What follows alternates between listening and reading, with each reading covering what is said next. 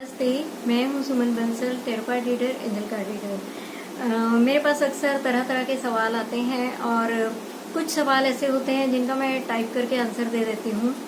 मैं किसी के भी कमेंट को, किसी के भी सवाल को कभी भी निगलेक्ट नहीं करती हूं और सभी को आंसर देती हूं। लेकिन कुछ सवाल ऐसे होते हैं कि जिन पर मुझे वीडियो बनानी ही पड़ती है। तो ऐसा ही एक सवाल मेरे पास आया है और इससे मिलते जुलते सवाल बहुत से लोगों के होते हैं और बहुत सी जिज्ञासाएं भी होती हैं लोगों को इस विषय में। तो ये जो एक सवाल है, इसमें इस कमेंट में एक नहीं अनेक सवाल हैं और इसके अनेक जवाब हैं।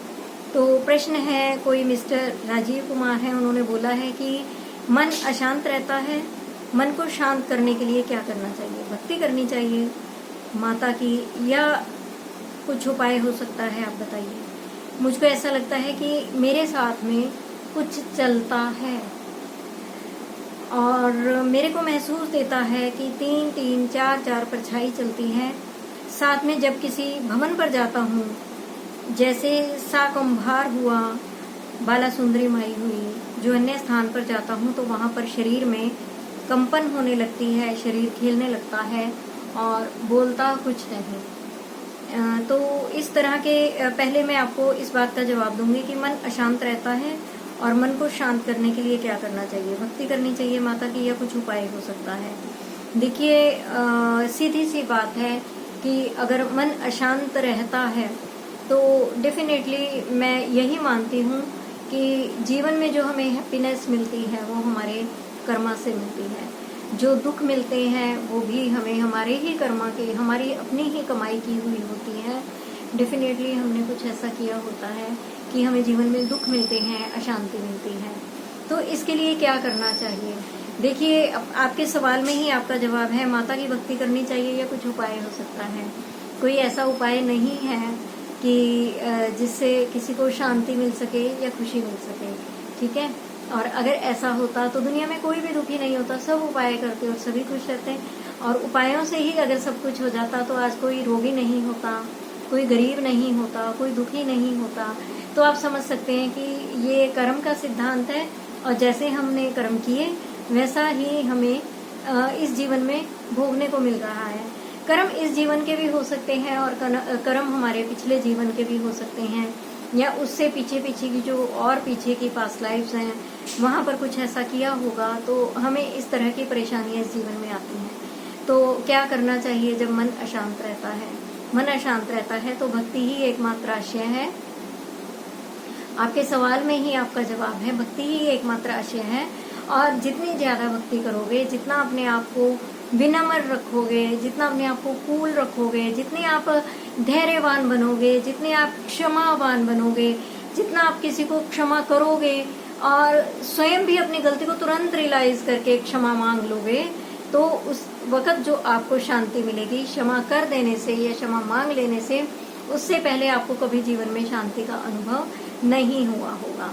तो यहाँ पर मैं समझ सकती हूँ कि आप मेरी बात को सुनेंगे भी और समझेंगे भी। प्लीज इस बात को आप बार बार अपने मन में रिपीट कीजिए और समझने की कोशिश कीजिए कि मैंने क्या कहा है।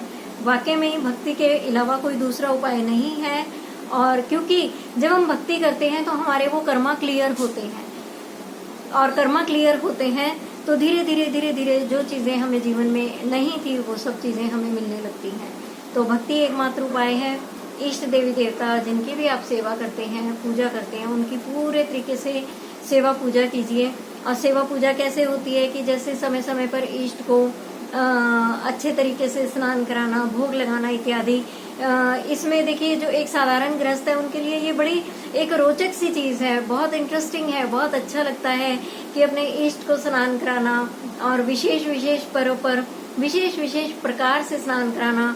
कभी गन्ने के जल से स्नान कराना, कभी पंचामृत से स्नान कराना, कभी गंगा जल से स्नान कराना, कभी सुगंधित जल तैयार करके उनको स्नान कराना। तो सुगंधित जल वो फूलों का भी हो सकता है और इत्र का भी हो सकता है। तो आप अपने आप को बिजी रखिए, उनमें व्यस्त रखिए उनकी सेवा में। और जो आप अपनी कल्पना से अधिक सोच सकते हैं उनकी प्रसन्नता के लिए, वे सब कार्य कीजिए। तो उस जल का बाद में क्या करना है, देखिए आप अपने घर में छिड़किए कि अगर आपके आसपास में कोई नेगेटिविटी है, कुछ नकारात्मक ऊर्जा है, कुछ भी ऐसा प्रभाव है, तो वो धीरे धीरे धीरे धीरे कम होने लगेगा। उस जल को आप अपने ऊपर भी छिड़किए ताकि आपकी ऑरा क्लीन हो और आपके कर्मा क्लीन हो सके तो उस जल को अगर वो साफ है, आप हाइजीन का ध्यान रखते हुए सब काम कीजिए।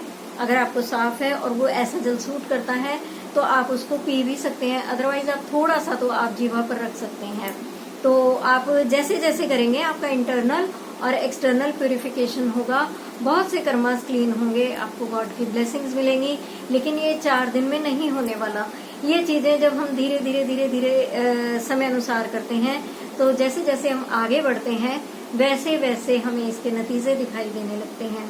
ठीक है, और उनको भोग लगाइए। और भोग लगाने के पश्चात ये नहीं है कि भोग पड़ा है तो उसको दोबारा उठाया ही नहीं और वो 2-2 3-3 दिन पड़ा है, उसमें चूहे लग गए हैं, उसमें चींटियां लग गई हैं। या कभी कभी मैंने देखा है कि मंदिर में छिपकली होती है तो वो छिपकली भी आकर मंदिर में अक्सर भोग में मुंह मार जाती है। तो ऐसा भोग किस काम का।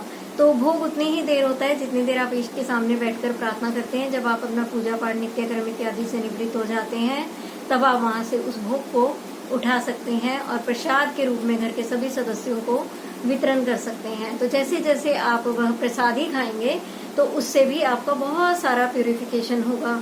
तो मैं समझती हूँ कि एक गृहस्थ के लिए सामान्य पूजा की विधियां यही हैं। और आपके पास अगर पैसा है आप खर्च सकते हैं तो समय समय पर आप अनुष्ठान का प्रयोग अनुष्ठान इत्यादि कर सकते हैं या करवा सकते हैं। अगर आप माँ के भक्त हैं तो आप कीर्तन इत्यादि का आयोजन कर सकते हैं। और रात्रि जागरण मैं अक्सर बोलती हूँ कि रात्रि जागरण कीजिए और स्वयं कीजिए, ना कि पार्टियों को बुलाकर और धूम धड़ाके से कीजिए, वो सब नहीं। आप स्वयं कभी एक मैं हो वहाँ एक तू हो गए, है ना। तो बस एक मैं और एक तू। तो आप स्वयं जागरण कीजिए, अकेले कीजिए, फैमिली के साथ कीजिए, लेकिन बहुत ज्यादा भीड़ भाड़ नहीं, शांति से कभी माँ के भक्तों को, माँ के भजनों को चलाकर आप कीजिए। कान्हा जी के भक्त हैं तो आप कान्हा जी का रात्रि जागरण कीजिए, प्रत्येक एकादशी को कीजिए, पूर्णिमा को कीजिए, क्या जाता है। तो आप देखेंगे एक अद्भुत शांति का संचार होगा। विनम्र बनिए, कुछ नहीं जाता विनम्र बनने में, कुछ भी नहीं लगता। विनम्र बनिए, भूल जाइए सब बातों, अपने उस एटीट्यूड को। बहुत से लोग इसमें बहुत बड़ी शान समझते हैं, मुझ में इतना एटीट्यूड है, मैं ऐसे नहीं बोलता, मैं ऐसे नहीं करता, मेरी एक बार किसी से हो जाए तो मैं बात नहीं करता, फला फला फला। तो वो लोग हमेशा उलझे रहते हैं अपनी ही उलझनों में, वहां से कभी नहीं निकल पाते। तो विनम्र बनिए, शांत बनिए, सौम्य बनिए, क्षमाशील बनिए, धैर्यवान बनिए। तो आप देखेंगे कि आपको अपने आप शांति मिलने लगी है। उसके अलावा आप क्या कर सकते हैं, जीव मात्र से प्रेम करिए, क्योंकि जीव मात्र में वही पर ब्रह्म है, इस बात को मानकर चलिए। आप देखना शुरू कीजिए उस नजर से, सच में जीव मात्र में है, लता पता में है। आप उन पर दया करना शुरू कीजिए। आपको अपने आसपास ग्रीन प्लांट्स दिखाई देते हैं, पेड़ पौधे दिखाई देते हैं, सूखे होंगे, कोई व्यवस्था नहीं है, आप उनमें जल देना शुरू कीजिए। आप मंदिर में जाइए, सभी पौधों में जल देकर आइए। और आपके आसपास अगर ग्रीनरी है और उसमें कोई पानी देने की व्यवस्था नहीं है, आप कीजिए। आप पशु पक्षियों को उनकी जो डाइट है, जैसे कि कबूतर को बाजरा, चींटी को वो होता है ना कि आटा भूनकर और उसमें तिल वगैरह डालकर पंजीरी दी जाती है, खोपरा वगैरह मिक्स करके पंजीरी दी जाती है, आप वो कीजिए। और आप क्या कर सकते हैं, गाय को चारा देना, गाय को रोटी देनी। और इसी तरह से जो कोई भी कभी कभी डॉग्स को दूध देना, ब्रेड देनी। तो आप जैसे जीव जंतुओं की सेवा करने लगेंगे, अद्भुत शांति का संचार होगा। सबके प्रति सेवा भाव अपनाइए, तो ये करने से आपको मन में शांति आएगी। आप मुझे 6 महीने के बाद फीडबैक दीजिए। 6 महीने में आपको बहुत कुछ मिल चुका होगा, इसलिए मैंने बोला। हाँ राजीव कुमार जी, मैं आपको बोल रही हूँ कि 6 महीने के बाद आप मुझे फीडबैक जरूर दीजिएगा। लेकिन मुझे उम्मीद है, 6 महीने तो मैं ऐसे ही बोल रही हूँ, मुझे उम्मीद है कि महीने 1.5 महीने में ही आपको इसके रिजल्ट आने लगेंगे। अपने आप को परिवर्तित कीजिए, आप दूसरों को परिवर्तित करने की कोशिश मत कीजिए। और दूसरा इनका जो सवाल है, इन्होंने बोला है कि मुझे महसूस देता है कि 3-3, 4-4 परछाई चलती है। देखिए, आपको ये स्वीकार करना होगा कि ऐसा कुछ भी नहीं है, ऐसा कुछ भी नहीं होता। ये थोड़ा सा एक कोई मानसिक डिस्टरबेंस होती है और बहुत इजीली इसका इलाज हो जाता है।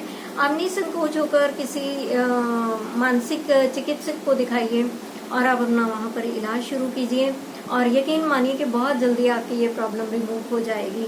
और आपको लगता है कि साथ में मैं जब किसी भवन पर जाता हूँ तो वहाँ पर शरीर में किसी मतलब होली प्लेस पर जाने से शरीर में कंपन होने लगती है और शरीर खेलने लगता है, लेकिन बोलता कुछ नहीं। यहाँ भी आपकी बात में ही आपका जवाब है।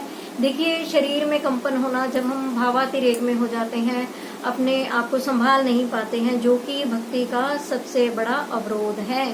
जी हाँ, आप ध्यान लगाकर मेरी बात को सुनिए कि शरीर को संभाल ना पाना और अपनी हरकतें करना, ये भक्ति का सबसे बड़ा अवरोध है। उस वक्त आप ग्रो नहीं कर रहे होते, आप डाउन आ रहे होते हैं। ये आपका डाउनफॉल है।